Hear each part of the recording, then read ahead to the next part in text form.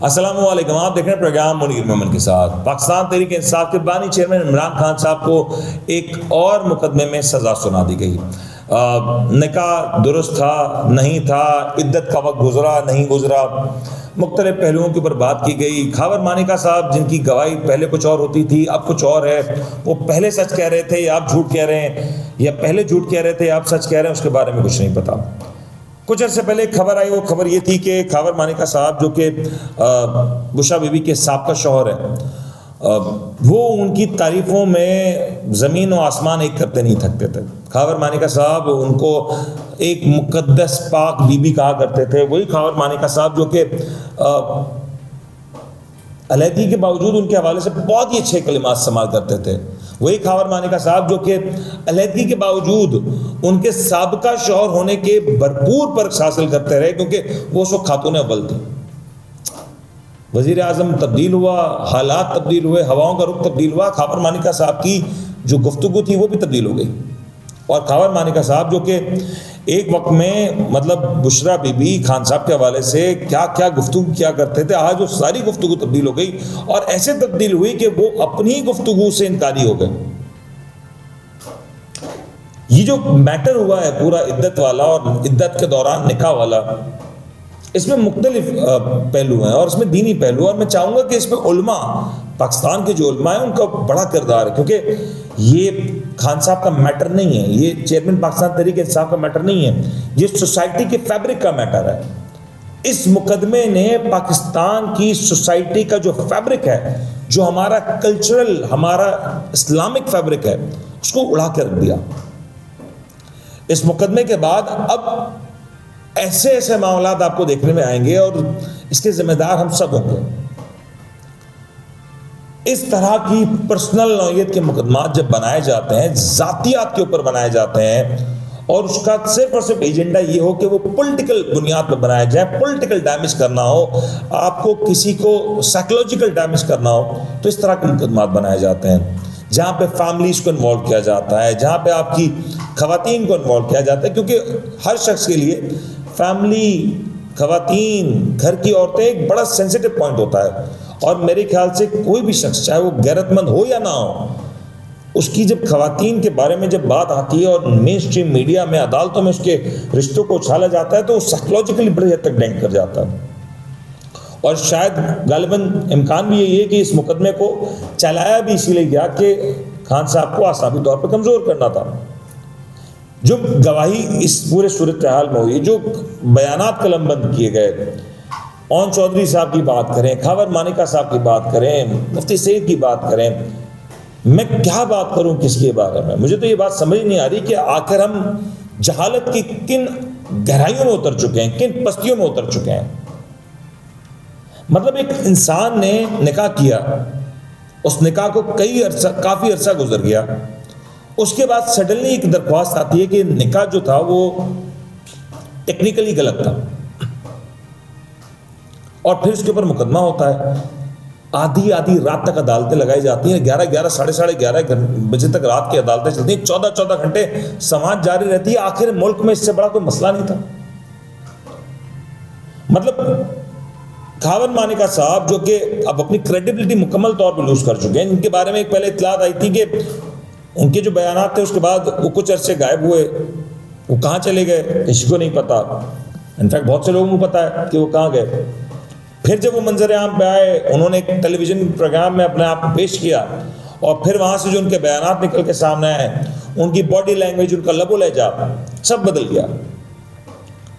میں اس بات کے لیے حیران ہوں کہ آخر کوئی شخص اپنی سابقہ بیوی، اپنے بچوں کی ماں اور جوان بچوں کی ماں کے حوالے سے اس طرح کی بیہودہ گفتگو کیسے کر سکتا ہے؟ انفیکٹ جو وہاں پہ عدالت میں جو گفتگو ہوئی ہے، میں یہاں دہرا نہیں سکتا۔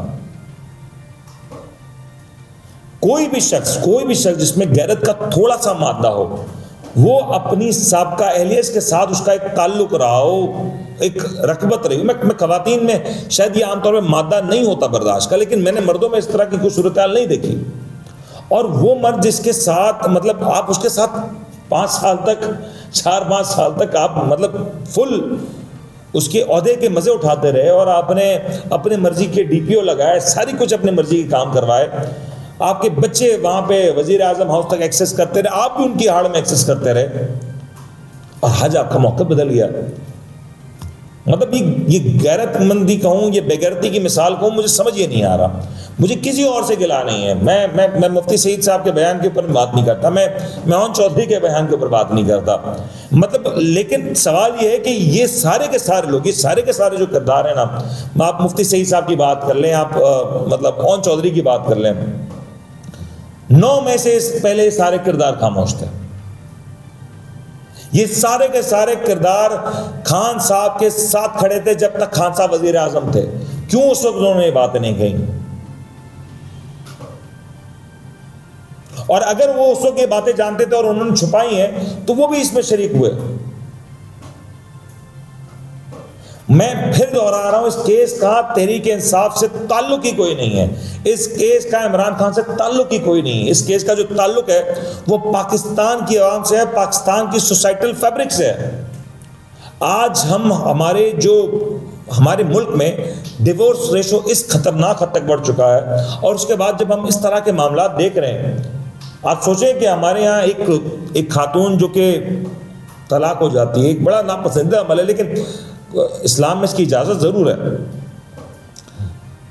ہمارے معاشرہ، کیونکہ ہمارے ایک لیگیسی ہے، ہم ہندوستان سے آئے ہیں، ہمارے بڑے ہندوستان میں رہے، ایک ہندو کلچر کے ساتھ ہماری پرورش ہوئی، تو کہیں نہ کہیں ہمارے مائنڈ سیٹ میں ہے کہ ایک ڈیورس خاتون، ایک طلاق یافتہ خاتون وہ چھوت ہوتی ہے، شاید اس سے شادی کا حق نہیں ہے، اور اگر وہ شادی کی بات کرتی ہے تو غلط بات کرتی ہے.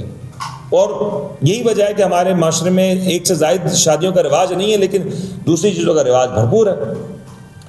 ایسے معاشرے میں جب ہم اس طرح کی بات کرتے ہیں تو ہم ہمارے معاشرے کی عورتوں کے لیے کتنی بڑی مشکلات کھڑی کر رہے ہیں. ایکچولی میں آج سوچ رہا ہوں کہ پاکستان کی وہ ساری نام نہاد خواتین کی علم بردار جو تنظیمیں ہیں وہ کہاں ہیں؟ وہ نظر نہیں آ رہی، کیونکہ معاملہ نکاح کا ہے. اگر معاملہ فحاشی کا ہوتا تو شاید بہت سی تنظیمیں نظر آتی ہیں. اگر معاملہ چلیں خیر پر گفتگو آگے پیچھے ہو جائے گی کہیں اور، لیکن افسوس کے ساتھ یہ ہمارے سوسائٹل فیبرک کے لیے بہت برا ہوا. یہ سزا شاید آگے چل کے اڑ جائے، میں کہتا ہوں یہ سزا شاید ختم ہی ہو جائے، لیکن آج اس فیصلے نے ہماری سوسائٹی کے اوپر جو امپیکٹ کیا وہ خوفناک ہے. ایک چیز اور ایڈ کرنا چاہوں گا. میں دیکھ رہا تھا کہ مختلف وہ جو تجزیہ نگار یا صحافی حضرات ہیں اور وہ لفافہ ٹائپ جو لوگ ہوتے ہیں نا معذرت کے ساتھ، ان کی کچھ گفتگو سنا تھا. کچھ لوگ کہہ رہے ہیں اپنے تحریک انصاف والوں کو تو مزہ آنا چاہیے. مریم نواز صاحبہ کے حوالے سے وہ جو گفتگو کیا کرتے تھے، وہ گفتگو تحریک انصاف والے کرتے تھے غلط کرتے تھے.